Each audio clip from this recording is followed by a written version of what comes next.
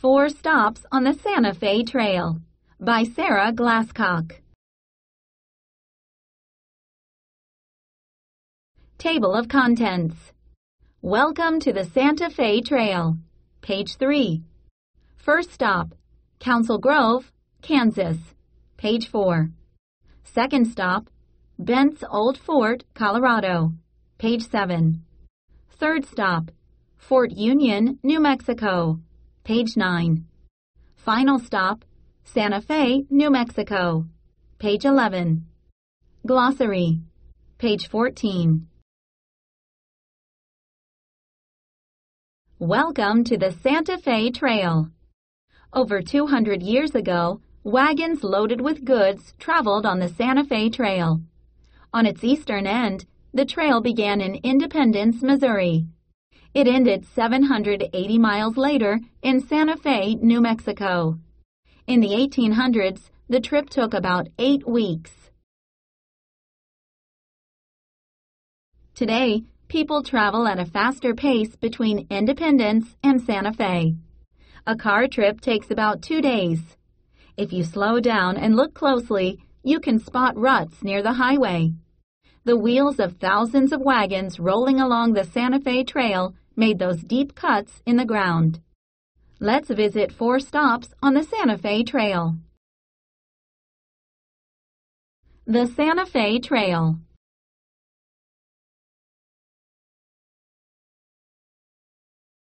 First stop, Council Grove, Kansas. Today, the main street of Council Grove, Kansas follows the historic route of the Santa Fe Trail. For hundreds of years, people have gathered in this area. The Neosho River provided water. It was easy to cross, too, because the bottom is lined with hard, flat rocks. Horses and other animals had plenty of tall grass to graze on.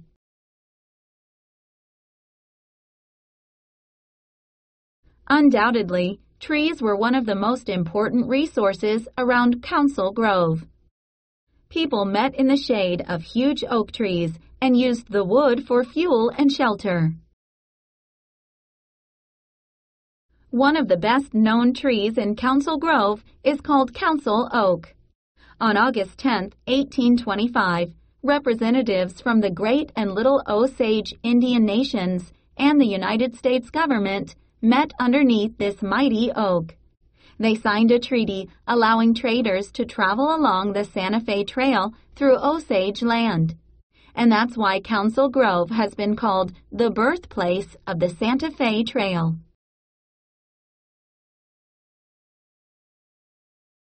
Travelers on the Santa Fe Trail would leave letters in the post office oak, a hollow tree. Other travelers would pick up the letters later.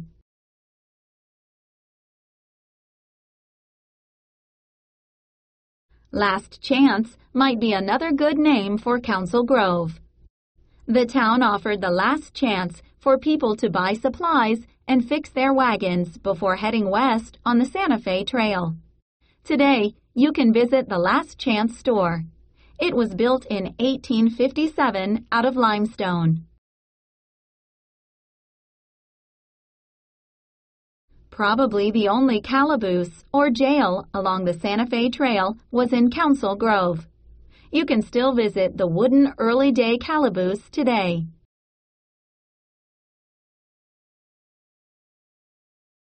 People along the trail. Seth M. Hayes. Seth Hayes founded the town of Council Grove in 1858. He was the great-grandson of Daniel Boone, the Kentucky pioneer. Hayes started by trading with the Kaw Indians in the area. Then, in 1857, he opened Hayes House, which is the oldest continuously run restaurant west of the Mississippi River. It is evident that Hayes House was a success.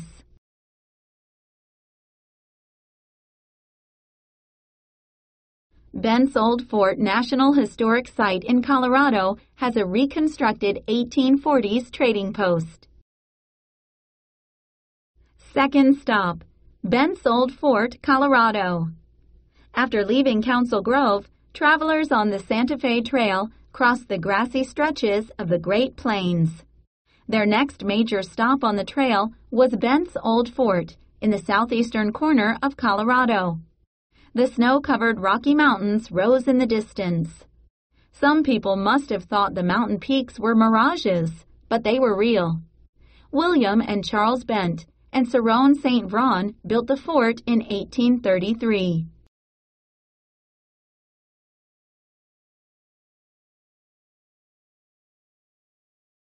Plains Indians, trappers, traders, and explorers all met at Bent's Old Fort. The oxen that shuffled along the trail, pulling the heavy wagons, rested and ate prairie grass here.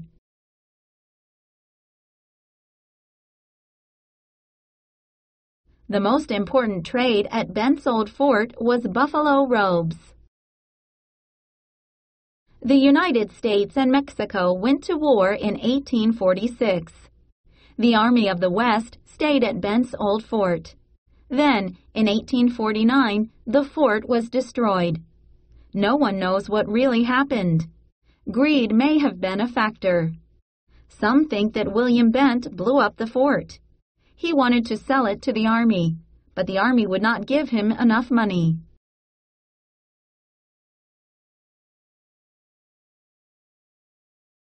Third stop, Fort Union, New Mexico. The next major stop on the trail is Fort Union. The Santa Fe Trail had two branches. The mountain branch took travelers to Bent's Old Fort. The shorter branch, called the Cimarron Cutoff, cut through the tip of what is now the Oklahoma Panhandle. Fort Union was built at the western point where these two branches met again. Like Council Grove and Bent's Old Fort, Fort Union is located on the Great Plains near a river. The Turkey Mountains rise in the distance. The trees in these mountains are not stunted. The pines and junipers grow tall on their slopes.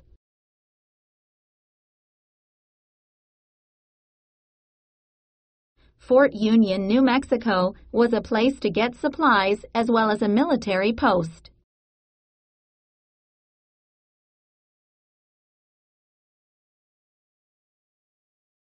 The United States Army founded Fort Union in 1851. American soldiers began patrolling the Santa Fe Trail. Later, they began protecting mail stages on the trail. However, wagon trains usually waited in vain for help from the Army. They had to protect themselves if attacked. Fort Union today has ruins and hiking trails that are fun to explore. People along the trail. Colonel Stephen Watts Kearny. During the war with Mexico, Colonel Stephen Watts Kearny led an army of volunteers. Moving quickly down the Santa Fe Trail from Kansas, they captured Santa Fe, New Mexico, on August 18, 1846. Final stop, Santa Fe, New Mexico. The final stop on the trail was Santa Fe, New Mexico. It is located at the southern tip of the Rocky Mountains at 6,178 feet above sea level. The Rio Grande flows nearby. The waters of the river seep into wetlands close to the city. Santa Fe is one of the oldest cities in the United States. The Spanish founded it in 1610. In the early 1800s, Mexico won its independence from Spain, and Santa Fe opened for trade. The first American traders began moving west on the Santa Fe Trail. Spanish traders began moving east on the trail. Santa Fe grew from a small trading post to a large city.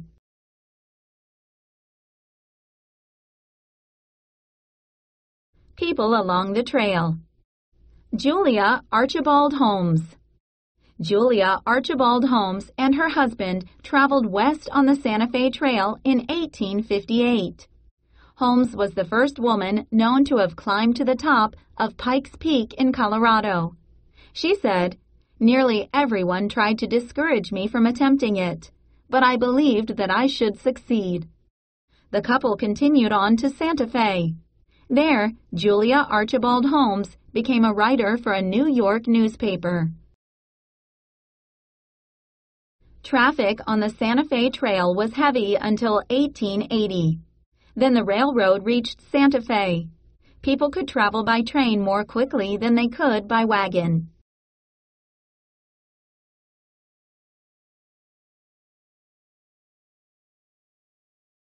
Soon grass grew over the wagon ruts in the trail, and it was almost forgotten. The people who lived in Council Grove and Santa Fe and who had visited Bent's Old Fort and Fort Union were its salvation. They remembered how important the Santa Fe Trail was. They kept the story of the trail alive. Today, visitors to these 4 stops along the trail learn some of the history of the brave people who traveled through the Old West. Today, tourists can see history come alive at Bent's Old Fort. Locals portray settlers from the 1800s.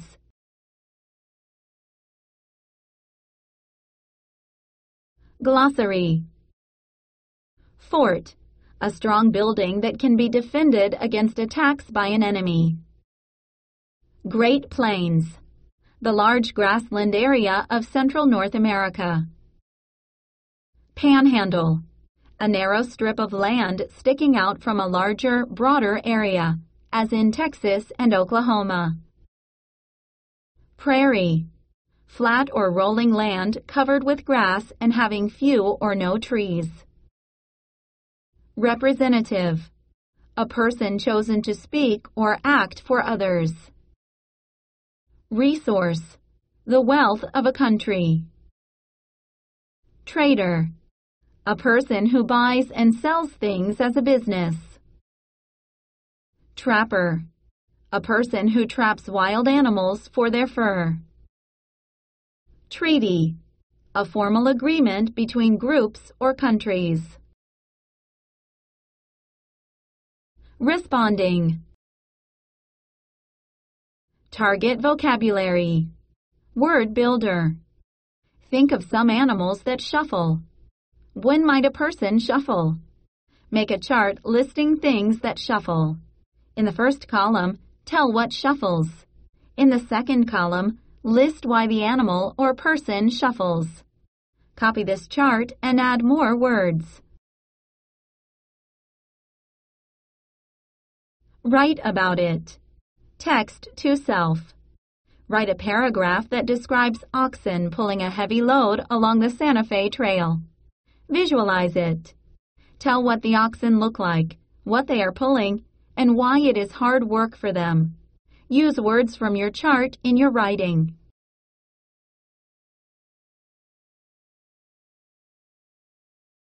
Target vocabulary. Evident. Factor. Mirages. Pace. Salvation. Seep. Shuffled. Stunted.